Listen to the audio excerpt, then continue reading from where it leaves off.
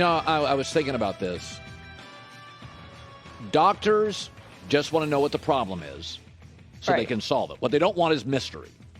As a parent, my kids aren't perfect. I just want to know what the problem is. I just don't want mystery. Mystery worries me. Why is he or she getting bad grades? Why is he not listening to mom? Mystery is the enemy. Okay? Pilots. Okay, we got a storm ahead. What you don't want is surprises when you're at 33,000 feet. Surprises are bad for doctors. Wall Street, prime example. We saw the stock market, the Dow Jones, go up significantly during that chaos in Washington, D.C. Because the feeling was somebody was leaving who was trouble. Somebody that's coming in perhaps is less trouble. I mean, again, unknown concerns everybody. There's going to be an upset this weekend, probably two. Last 2 years, wild card weekend, 75%, 6 of 8 road teams have won. So I'm going to give you 2 games which feel like to me we could have an upset. And there's a lot of unknown here. Rams at Seattle. The Rams have issues, but there's a lot of known. Cam Akers, running back, their best back. Oh, he's back now. Cooper Kupp, best receiver. Oh, he's back now. Andrew Whitworth, left tackle, really good. Oh, he's back now. Sean McVay, well-schemed offense every week. Oh, I get that. Aaron Donald, Jalen Ramsey.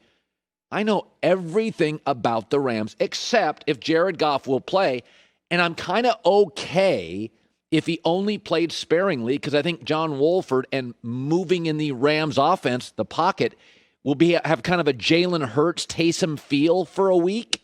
It'll be kind of disruptive. Seattle, though, I go back to mystery. Seattle's offense is a mess. I can't figure it out. They're healthy.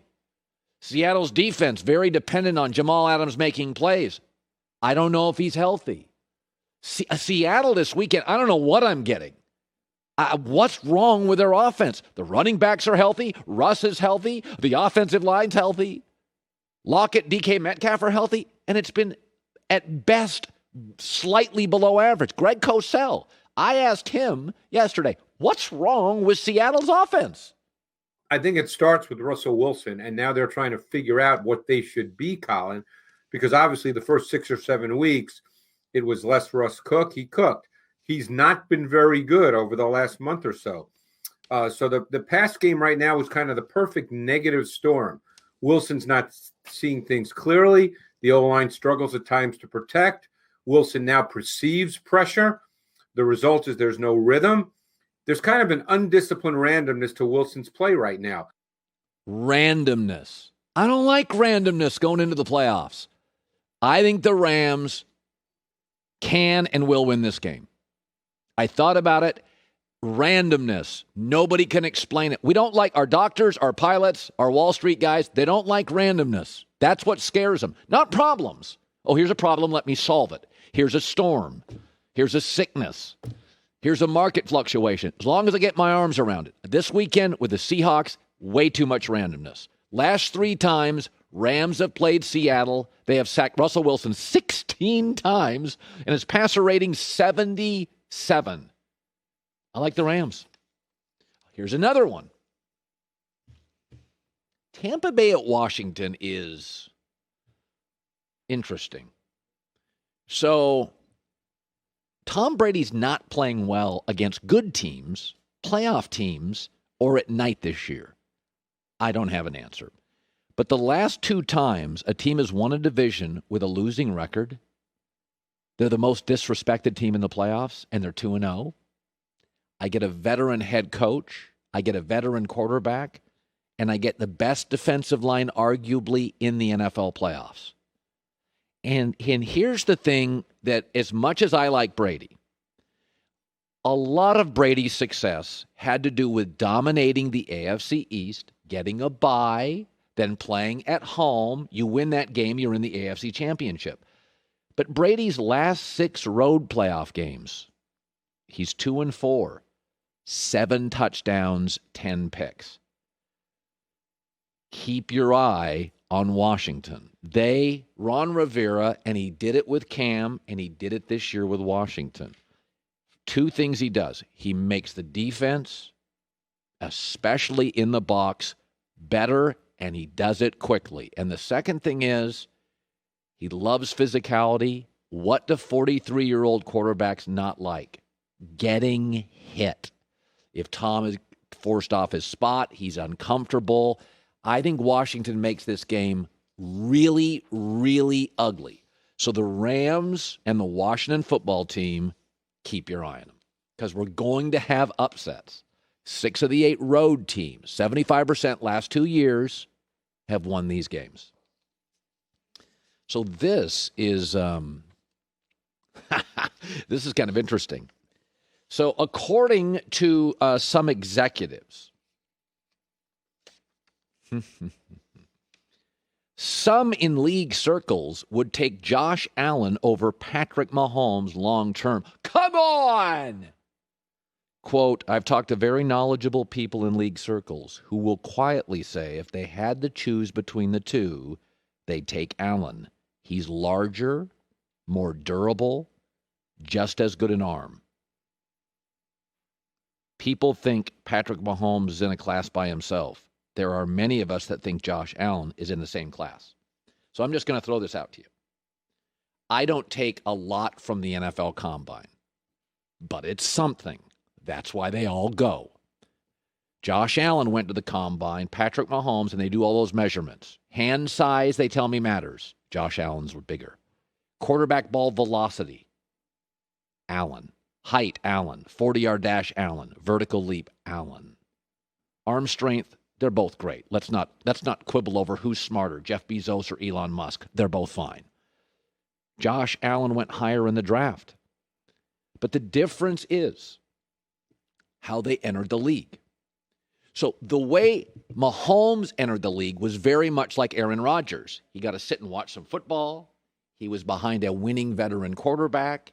He went to a very stable organization, the Packers and the Kansas City Chiefs, and he got to learn. And then immediately he had weapons. He had players around him. That's Mahomes. Andy Reid, good weapons. Alex Smith sat behind them. Josh Allen entered the league much more like Troy Aikman. Oh, you've got to play year one. We don't have a ton to play with. We're not very good. We're trying with a new coach to sort of change the culture, which has been a losing culture for the last 7-8 years. That's Troy Aikman. And 2 to 3 years later, you looked at Aikman and went, oh, he may be better than like the Dan Marino everybody talked about as the next great talent. So how do you enter the league? Mahomes and Aaron Rodgers entered the league very favorably. Veteran coach, smart history, winning culture, sit behind a veteran, learn the league a little bit, then insert it into a team that's got nice weapons and cultural and divisional momentum. Aikman and Josh Allen entered the league. You're playing year one. There's no mentor. We need you to win. The team stinks. We have no head coach or cultural momentum. Go for it. But the minute Aikman got an Emmett and an Irvin, oh my. And the minute Josh Allen got Stephon Diggs, have you seen his numbers? They're like blowing through the rest of the league. So this idea that, and I said this a couple days ago, that Mahomes is in some sort of Michael Jordan, LeBron galaxy where it's like MJ's there. And I mean, we all argue about number 2. Half of you think it's Giannis and he can't win playoff series. Half of you think it's Anthony Davis. I kind of agree maybe, but I mean, he was invisible for 7 years in New Orleans. Couldn't win a playoff series. I don't think that's the case here. I think Mahomes and Josh Allen and increasingly Justin Herbert, if he gets the right coach, I think they're all in kind of the same category. Allen was drafted higher than Patrick Mahomes. Combine, not close. Finally, like Aikman, second, third year of his career, finally Josh Allen has some cultural coaching momentum, gets a star receiver, and look what they've done. The hottest quarterback in the league is Aaron Rodgers in the NFC and Josh Allen in the AFC. Remember what Greg Cosell said Just a couple of days ago, we asked him, Trevor Lawrence is this once-in-a-decade quarterback out of Clemson. Here's what Greg Cosell said. What is really fascinating is the increase in precise ball placement because, we know what he is and just in terms of a physical talent, but he is now making throws that require pace, touch, talent level. It's funny, and you and I will start talking about college quarterbacks soon, but what we always hear is Trevor Lawrence is a generational talent. Well, I have no problem saying this, and if people think I'm wrong, fine, but Josh Allen's more talented than Trevor Lawrence. Okay, and Trevor Lawrence was much more highly acclaimed than Patrick Mahomes out of college. Hi, everybody. Thanks for watching. Subscribe here to get the latest from the show. Also, be sure to check out more of the best clips from The Herd or go watch a few segments from other shows on FS1.